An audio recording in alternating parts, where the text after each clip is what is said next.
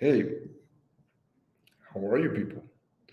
And welcome to this introduction to JavaScript session.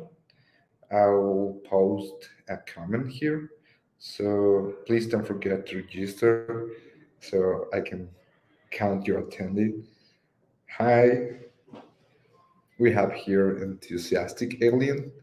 We have here Hun Hunayan Haider. I don't know how to pronounce that. Sorry. Uh, and hello to you, Tanzia. So, in this session, we are going to learn how to introduce yourself in the JavaScript world. How, if you know how to program in any other language, this will be very easy. If don't worry. I always say that programming is not knowing a language, the syntax of the language. I mean, you can know how to write code in some syntax, but you really don't know how to program. Or if you know how to program, you probably know how to write syntax in many languages. I see we have here many JavaScript fans. That's great. I also love JavaScript. I use JavaScript a lot in my work, in school, in my personal life for automation of my daily tasks. Um, Personal projects. You can see JavaScript as the multi-tool programming language. If you want to program for web, you must learn JavaScript. If you want to program for, I don't know, machine learning, something advanced, you can always do that in JavaScript. I mean, there's a lot of languages in which you can do that. For example, Python. Um, Myself, I was giving like a MATLAB explanation about this. Oh, sorry about that. Let me try to fix that about the echoing voice. Give me a minute.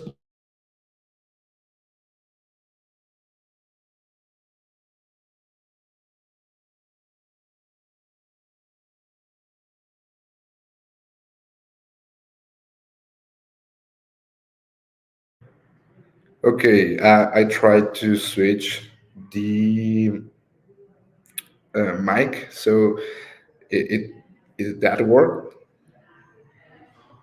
You hear me better now, or it's the same? I I'm waiting for a feedback here, guys. Same. So I have my earbuds, but I'll have to get them. Um, so I will get a better mic. Wait for me for a second. I'll leave you with some music. I'll be back.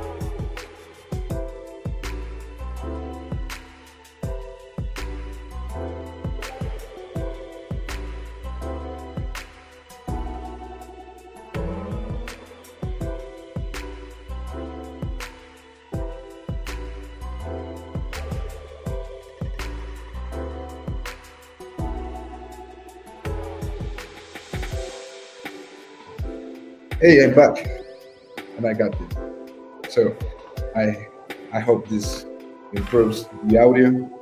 Just let me connect it and switch the audio source.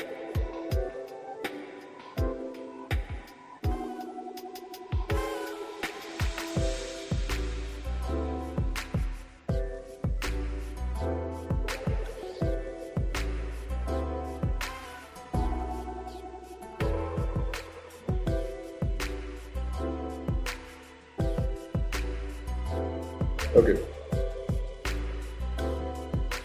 Hey, 404. I have seen you before. That's amazing. I'm glad you're back.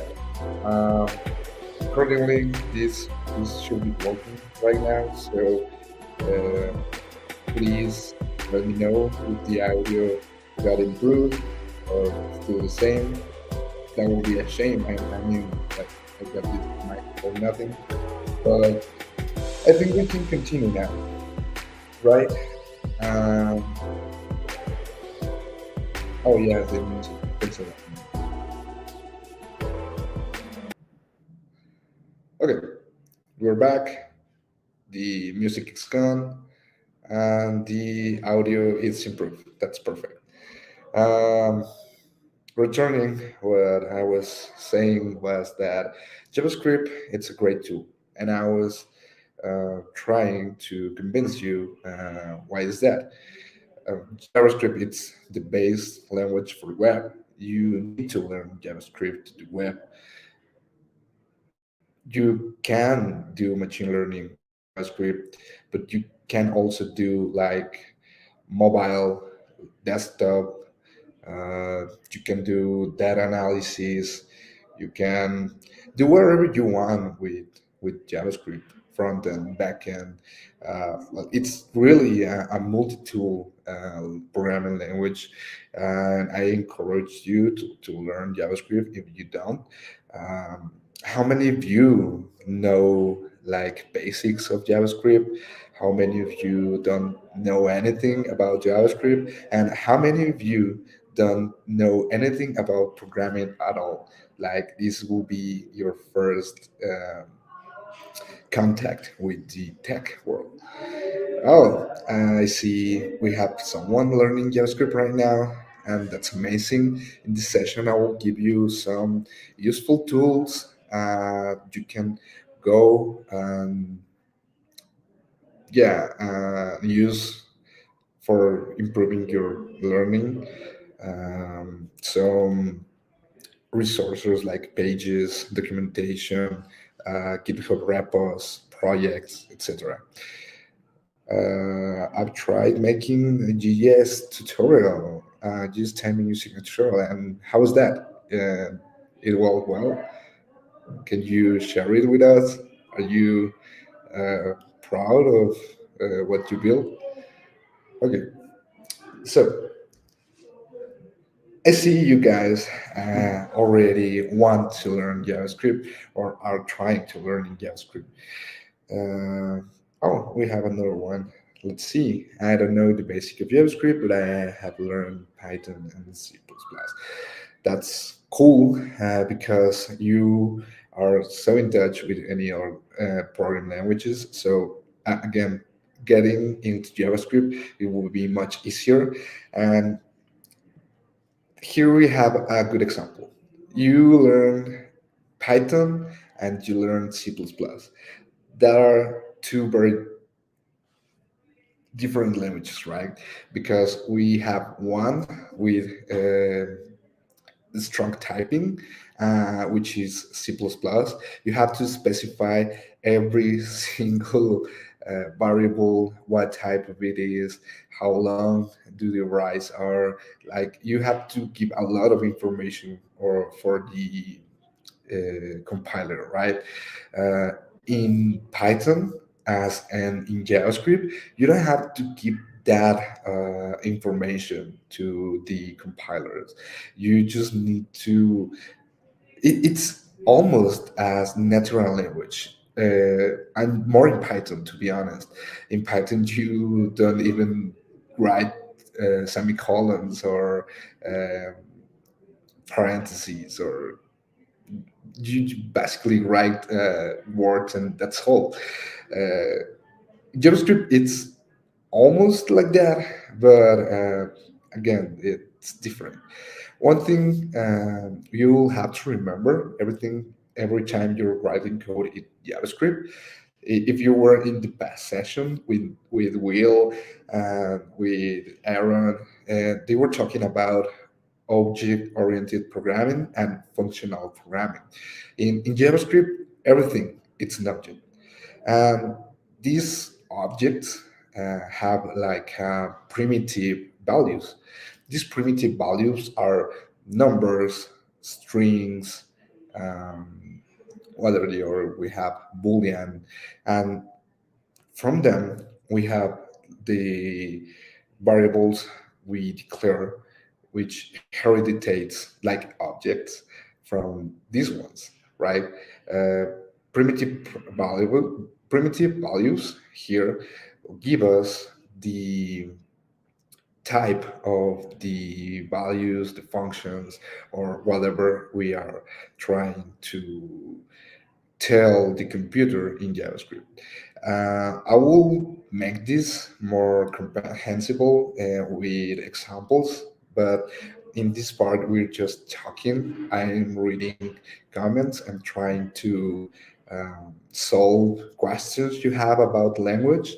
I will do this again at the end of the session. So leave your comments. I will read it. I will read some now, and I will read the rest at the end. And if I during that time I have already answered that in the session, I will skip them. But I will try to be clear with that all.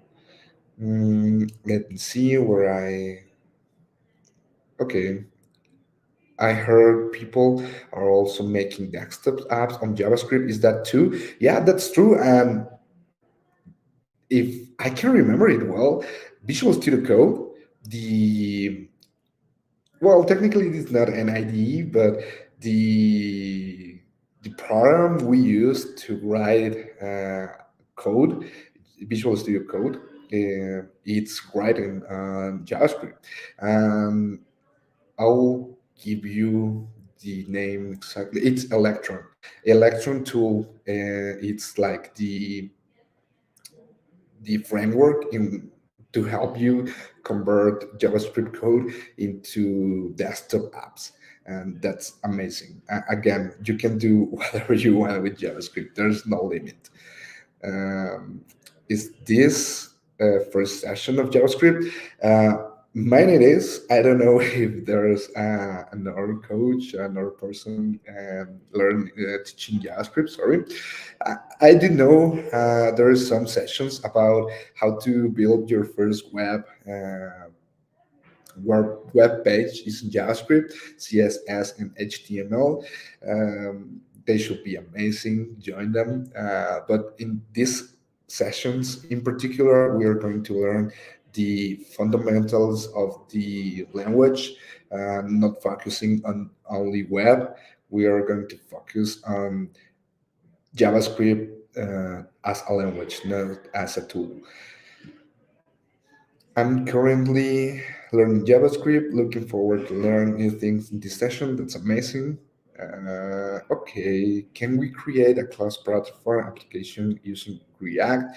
Sure, you can do, but not only React. Probably you should use another tools. I don't know, like Express.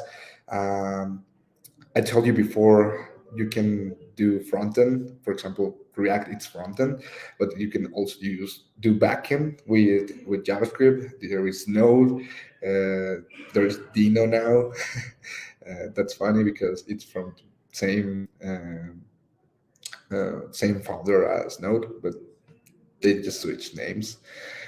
Okay, I will present you my screen, and I will.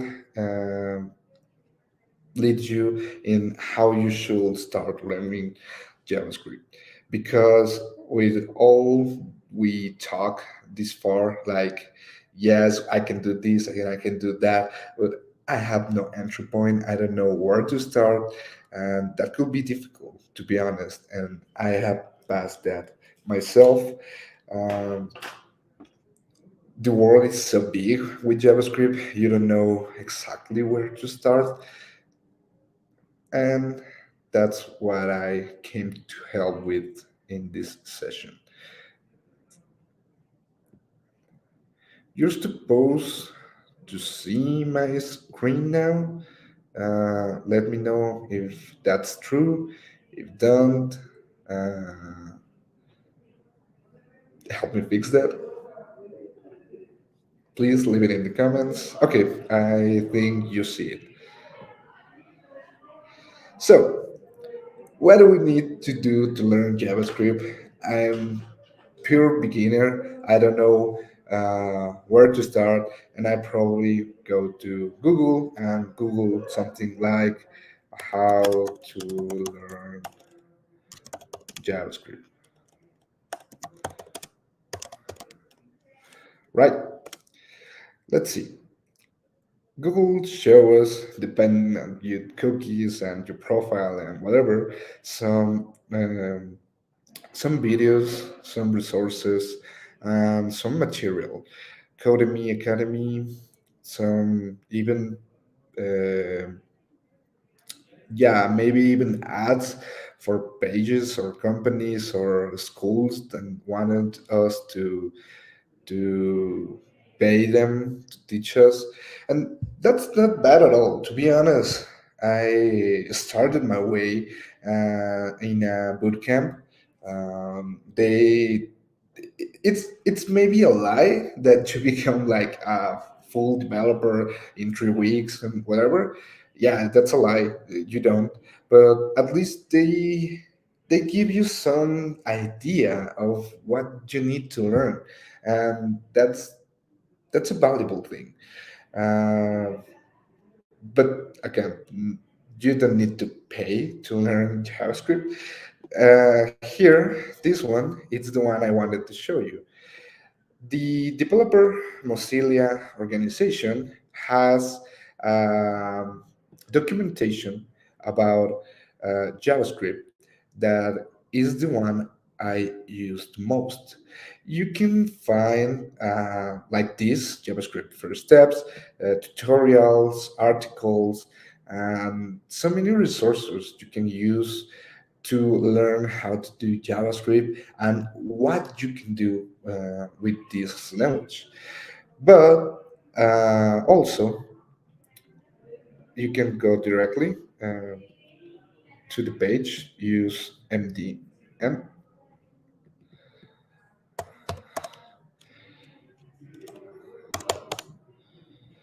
Mozilla Web. Go here. In here, you also will find CSS articles, CSS resources, but now let's just focus on JavaScript. Let me just check again. You're seeing my screen? Oh, my screen is frozen.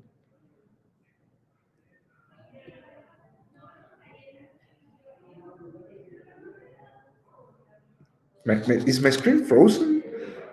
Or,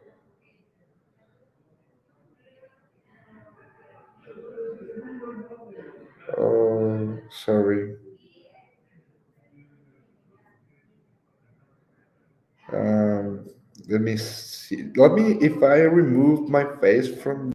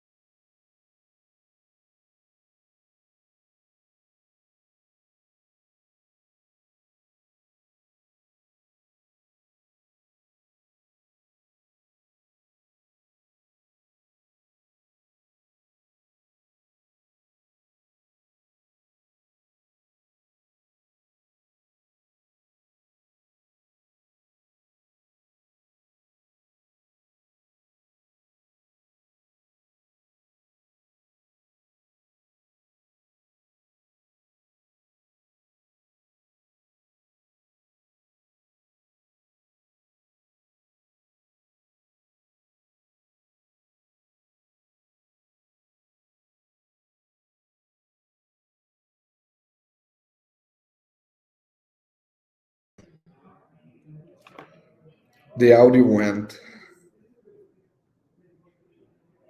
and I don't know in which part. A lot of problems with this stream, right? Please tell me when you can hear me. Can you hear me now?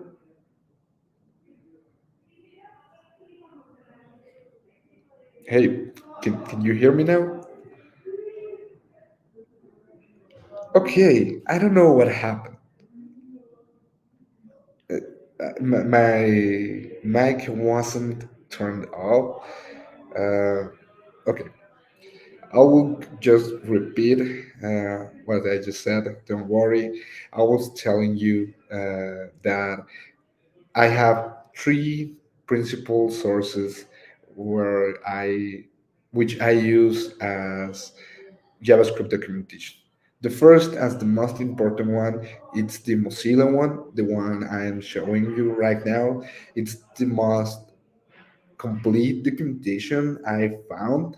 Um, it's the one I use because it has a lot of useful information. For example, again,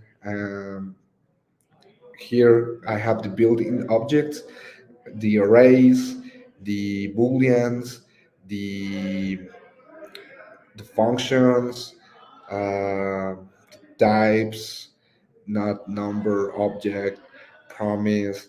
I will use the array example because this one it's like very similar to other programming languages. I just want to make sure audio wasn't lost.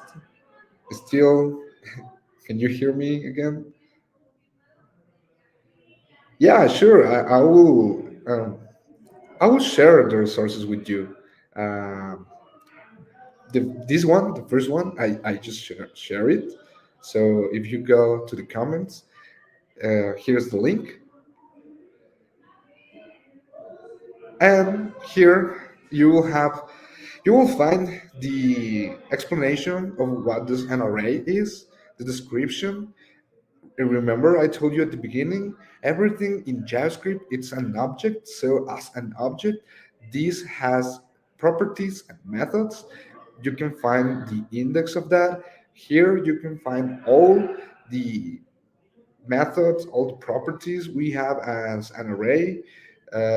Here in the beginning, we will have all the examples of what we can do. So again, this is a very complete documentation, but it can be annoying for beginners, for people who is starting in JavaScript to see uh, this amount of information. It's overwhelming, right? So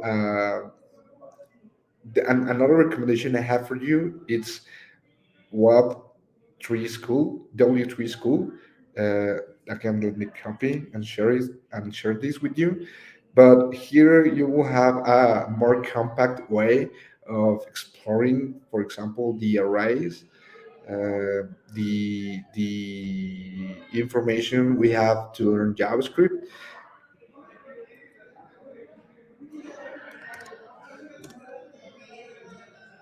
And this is the link. Again, you can you can save it as a bookmark it as I do. It will be very helpful every time you're trying. It doesn't matter if you're like a very beginner or a senior or whatever. All the time you're consulting these pages, just bookmark it. And the last one is Devdocs. Devdocs has a lot of information of the JavaScript built-in things, like again arrays, dates, error generators, functions, the properties, objects, type of numbers, primitive numbers, etc., etc., etc. And also, for example, the web APIs. If you do, for example, the person who is programming in C++. You also have this here. So Devdocs it's another cool tool. Uh, in personal, day to day, I want to tell you what I do. Devdocs, I use it a lot for CSS. I think this is the one I use the most for CSS. It's the better, or at least the one I like the most. And for JavaScript, it's this one, like the Mozilla one. And so with this, oh, Devdocs. Let me share it with you. This last one. So the next resource I wanted to share with you to learn JavaScript is a beautiful GitHub repo, which is called 33 things every JavaScript developer should know. This GitHub repo has a lot of, well, not a lot of, 33 concepts. Every JavaScript developer should know. And the title, it's just that. I mean, don't worry if you don't know one of these, because in this one we have very complex things. For example, the call stack. It's how JavaScript takes an instruction and stack it for applying it. I mean, we have the call stack and the queue on. So, knowing the difference between a queue and a stack, it's also a thing programmers should know. Developers, no matter the language they use, should know these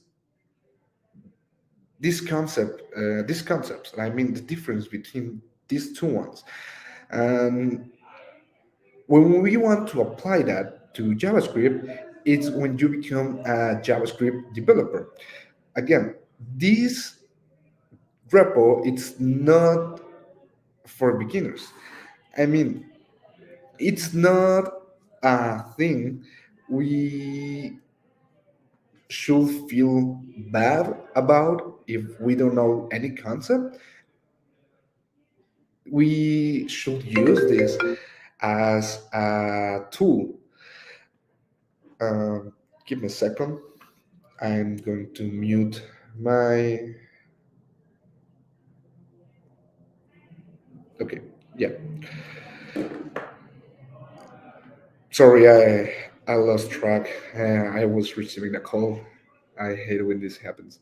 Again, if you don't know anything of what's here, don't worry. It's all what's plain, and you don't have to start with the first one or then the second one and then the third one.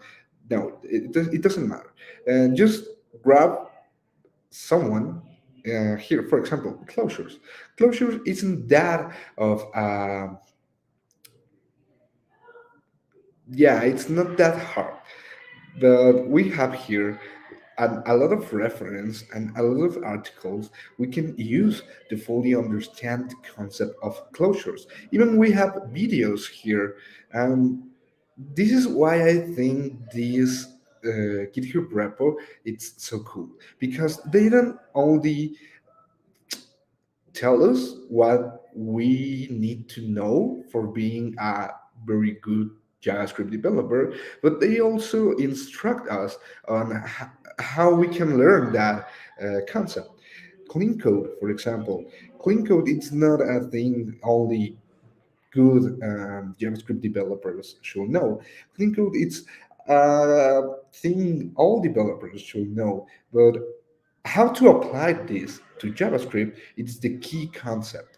And for example, here we have the pro tips specific for JavaScript and how to do clean code. This is pretty cool. Also, feel free if you found a very, very, very useful resource to share it here. You can contribute here. You can do your own. pull request and wait for being approved.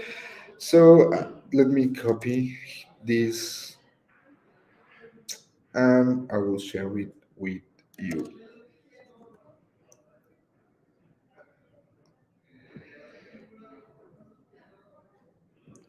Okay, so far we have documentation and we have now a very good um, GitHub repo in which we can find a lot of resources, right?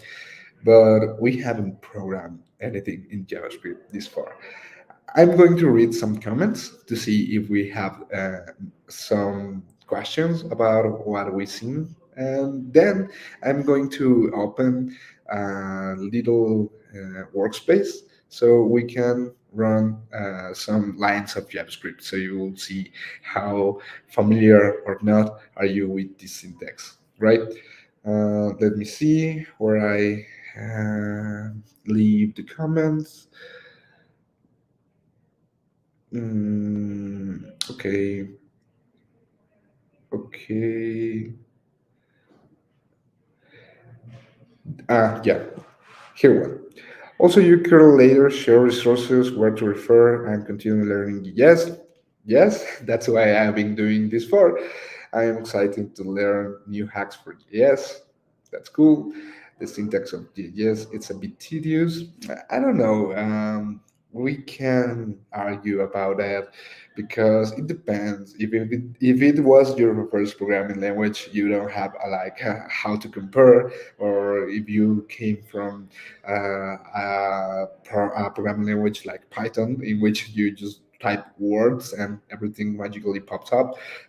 Yeah, then it's tedious. But if you came from, I don't know, C or any strong type programming language, JavaScript, it's just magical. We have a lot of syntactic sugar things like you don't have to be much specific in your code, but I don't know. Again, it depends on the opinion. What is okay? I see we have this. What is a cross-platform application? And they also replied, application can run one more than platform. Okay. Um, for example, here we have native versus hybrid, right?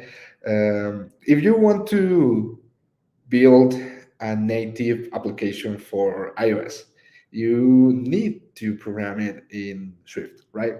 And if you want to build a native application in Android, I think it's Java what you need to program. I don't know if Kotlin counts or now it's yeah. I don't know what's the thing for Android, but the thing is you have to program specific for that platform and a closed platform. How Mominu says, it's a application that can be run for more than one platform.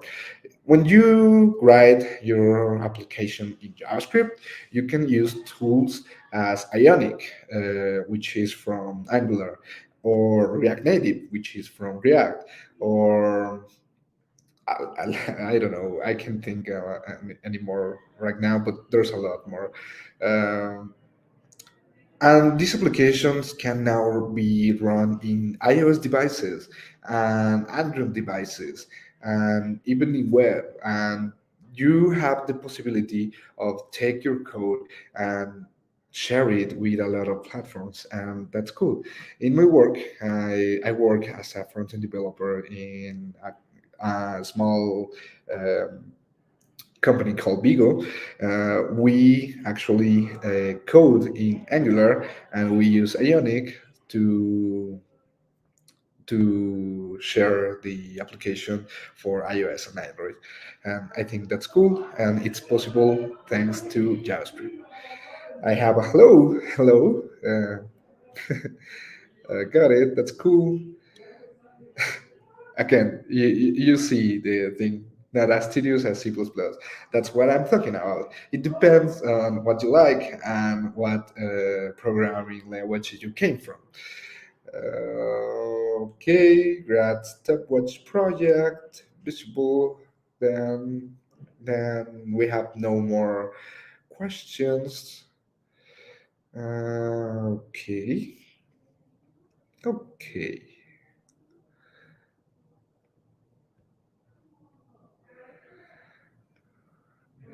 What's the difference between JavaScript and TypeScript programming language? Thanks for that. Okay, that's interesting because for me, I don't consider, to be honest, TypeScript as another different language. TypeScript it's just JavaScript, but the main difference is the typing. Remember, when we program something in C, we have to be specific on the type of value we are storing in the variable. I mean, you can put a string if you declare an integer value for the variable. That's not a thing in C. Uh, and in JavaScript, you don't need to declare the type of value. You just declare that's a variable. And JavaScript, I'm going to say compiler so everybody can understand me, but it's not like a compiler. But let's say compiler. The JavaScript compiler takes the information in the variable and says, okay, this is an integer, and the type of this variable it will be numeric, right? But if you store an integer in in one variable and then a floating number in another variable, both are numeric. And so the type of these two ones, it will be numeric.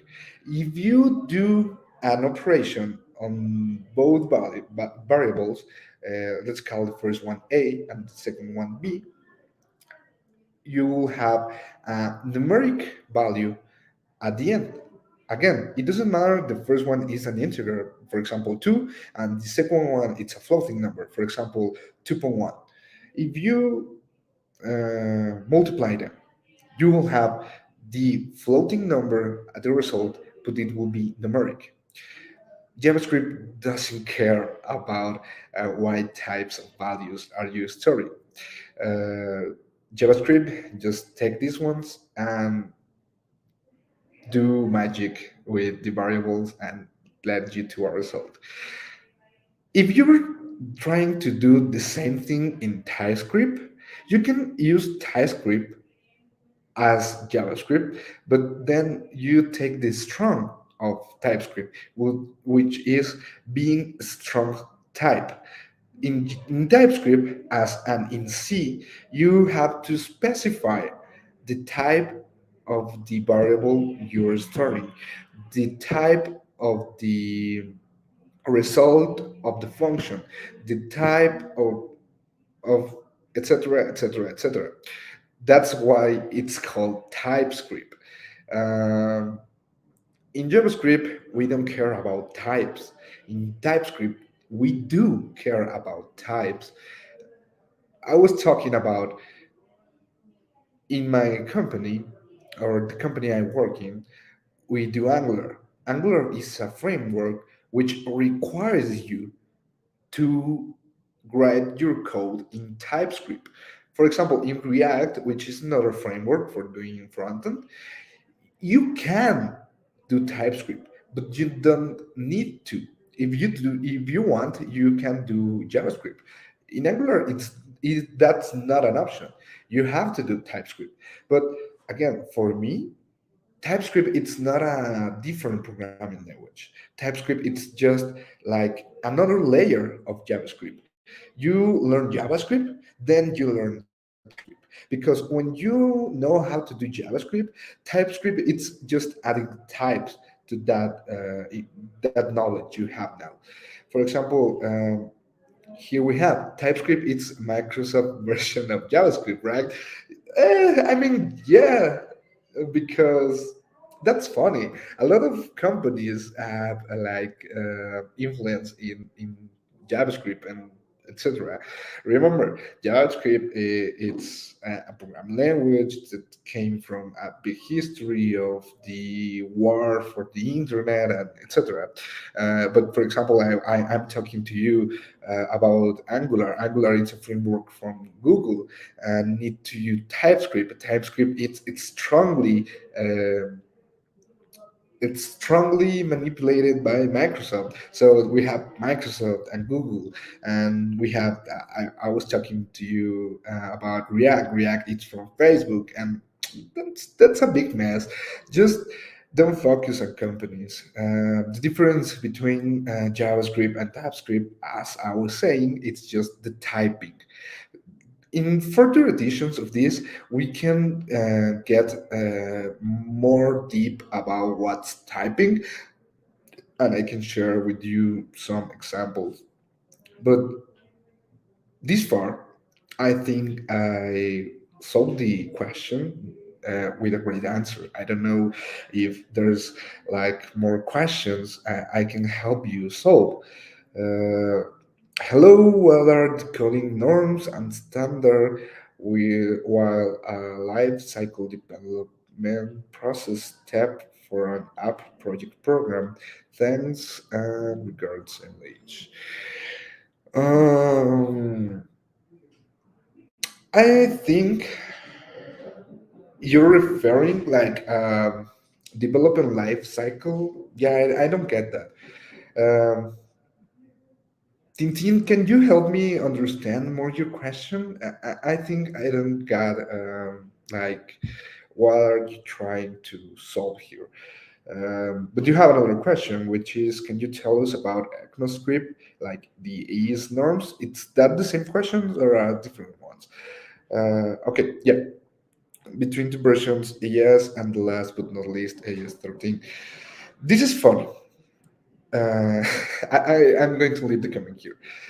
What happened is first we have like the AS versions, right? So we have like there was a company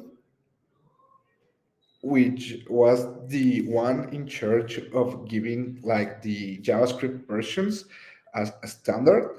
But at first, they were going like version one, then version two, version three, version, etc., etc. But they were not coming annually. Like they were going out every 1 year, then every 2 years, then a big amount of time passed, and there were no new version of JavaScript. I think it was between the third or the fourth. I can't remember it well. Um, but the thing is, at some point, they decided like we are committed with this with this language, with this task, and now annually we are going to release a new version of AES, right, which is the standard for JavaScript. And then they started to call it with the year, for example, AES 13, AES 12, AES, etc., etc., etc.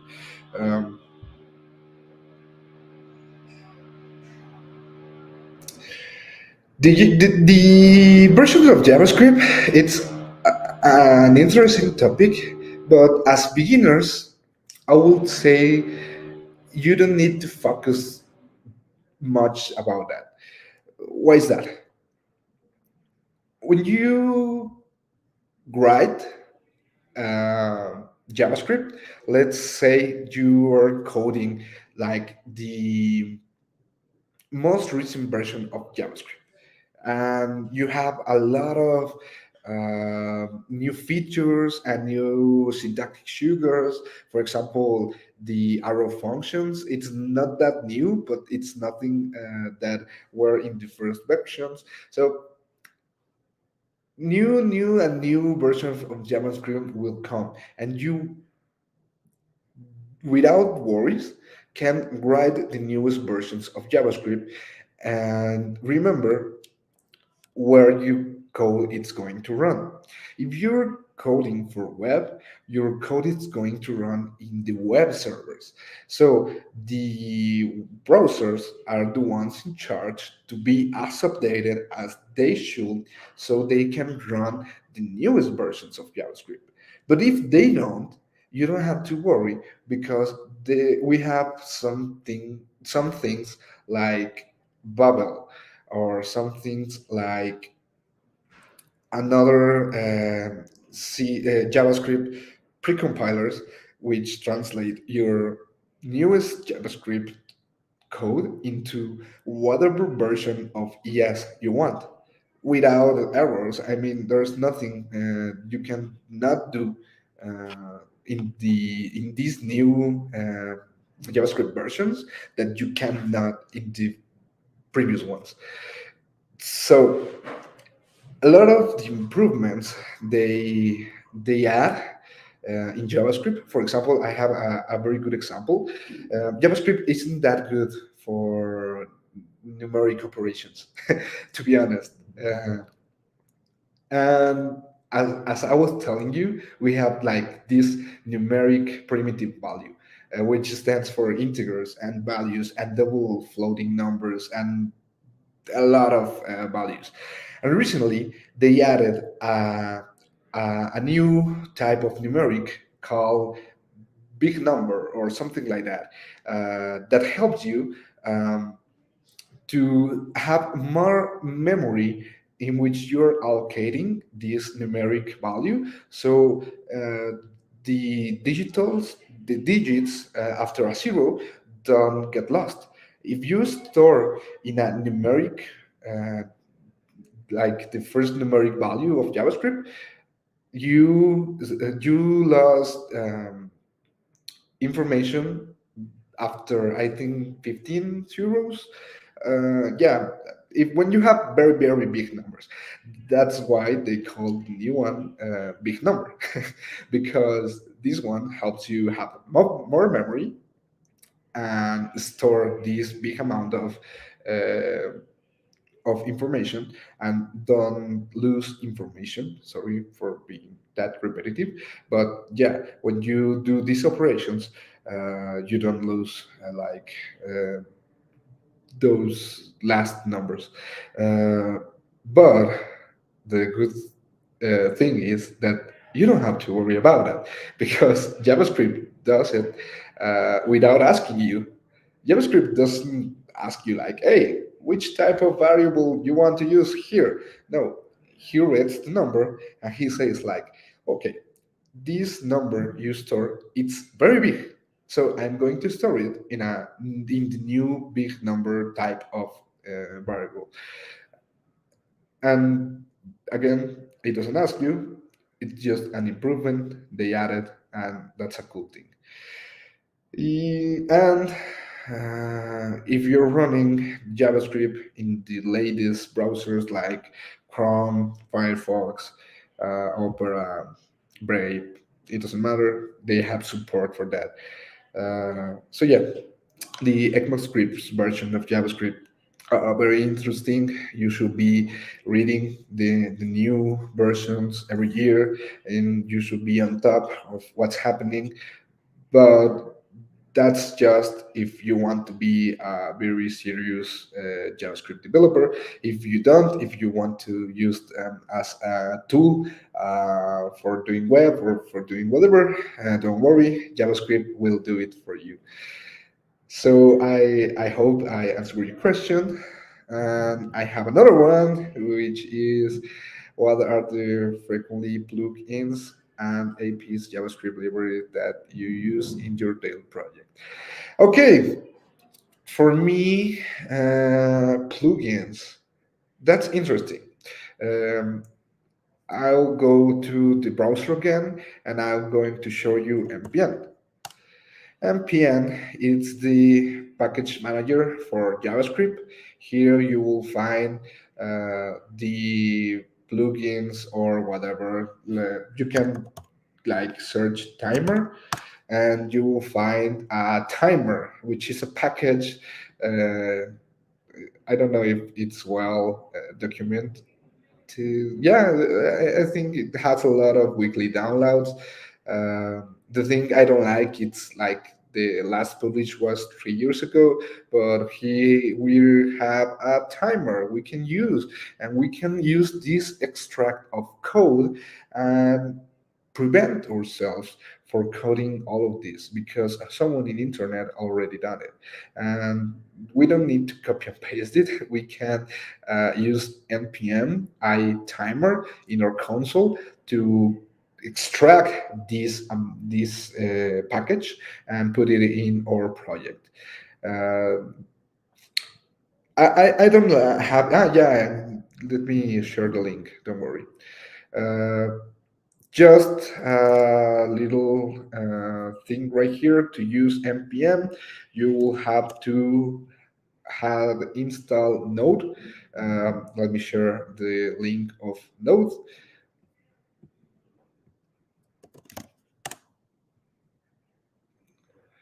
Node.js. You can always download the LTS version. Don't worry for being the most updated one. Here I can show you the link for that, nodejs.org. Uh, Back with the question, the plugins and well APIs I use most in my daily work with JavaScript, I think they will be the ones in the web. Remember, in the Devdocs page I shared with you, we have like this section here. Sorry, with this section here with the web APIs. Uh, Here we can use the API on web to, for example, with the canvas to draw in JavaScript. We can use the canvas to do a green rectangle fully with JavaScript, or they don't have more advanced examples here, but one once I use this API to create like a graphic uh, function with a lot of values, and it was cool. I think there are more like easy tools. uh, I mean, like a lot of plugins and packages. Will be like the do it from scratch version of it. But if you want to do a project from scratch, go ahead, pick whatever of one these APIs we have here, like see the cryptography, for example. I think it's very cool. We have one for events. We have one for the local storage, the shadow dom.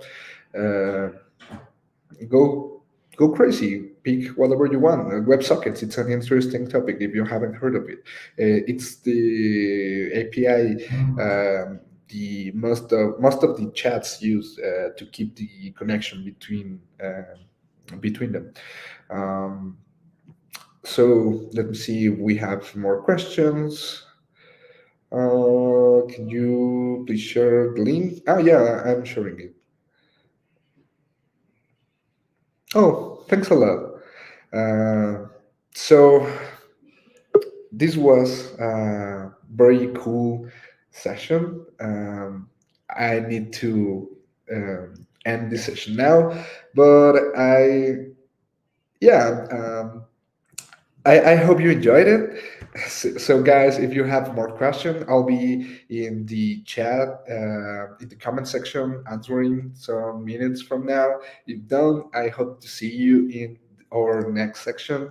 I don't know where, when, sorry, but I think I'm going to do intro to TypeScript, sorry, to TensorFlow, which is a library for doing machine learning with JavaScript.